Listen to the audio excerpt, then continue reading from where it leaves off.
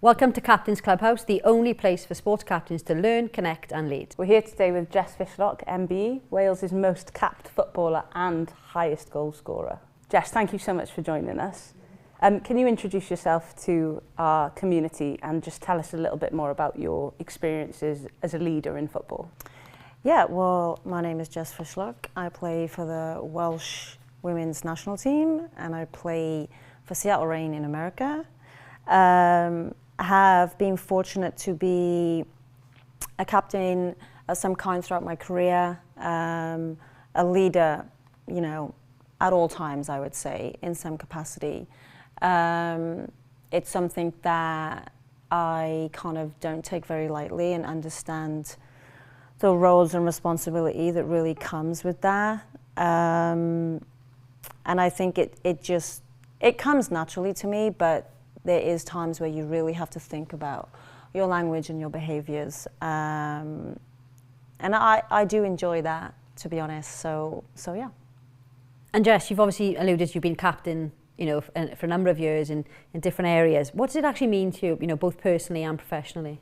Yeah, I think, you know, when you are fortunate to kind of have somebody see that in you, you know, which I have had in the past, I think it does come with a lot of responsibility. It can change you in the way that you kind of behave and speak, because you are the focal point really of a group or a team, and so it's really important how you kind of behave and act. But it's always a privilege, you know, and always a pleasure when you get to kind of be in that role. And I've, you know, always kind of taken it very seriously, made mistakes, learned a lot. But like I said, comes with a lot of responsibility, but it is a privilege when you get kind of that honour really of any team. Yeah.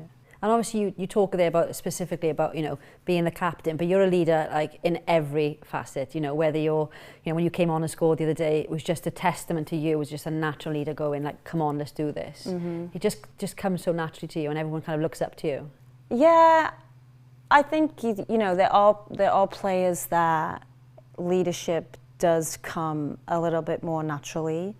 And then there are players that really learn and develop and become, you know, just phenomenal leaders. You know, I've worked with a lot of those. You know, a natural born leader for me is, you know, Wendy Renard, just oozes that kind of presence. And then, you know, I've had Lou Barnes at Seattle for a while, who I kind of co-captain with, which is also, you know, such a value of leadership, is having that co-captaincy. And I just think, you know, it is, although it comes natural, there is so much that you still have to learn. And you have to be open to learning in a leadership role, right? And I really enjoy that side of it too. You know, I love the feedback. I love, you know, you're really good at this, but you need to kind of be a little bit better in this area. And I think that is, you know, a crucial part of leadership, is the ability to understand that you will have to adapt and there's areas where you will have to get better. And that's okay. And you've just alluded to about kind of co-captaincy and leadership teams, you know, for our kind of members listening today, like, can you explain a little bit about what that means and how you've, you know, how that fits with different personalities? Yeah, absolutely. I'll take the example of me and Lou at Seattle and Pino. When Pino was there, we were kind of a 3 co-captaincy situation.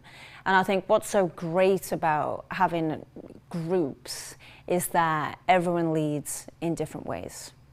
And the beauty of a group is that, you know, certain people can do what they need to do in their leaderships at certain times. You know, like I'm a little bit kind of more direct sometimes, and you know, some people don't respond to that. And then you get Lou, who's a little bit more softer, and so she'll come in and get a response when that's needed. And then if it's, you know, a little bit more direct and whatever, then I can go in. And I just think it really kind of evens out leadership roles and leadership responsibilities, and it's really easier to connect to an entire group. You know, if you've got 26, 30 people, one person is not always going to be able to connect to them at the level that they need. And that's why I just think a leadership group is just invaluable at times.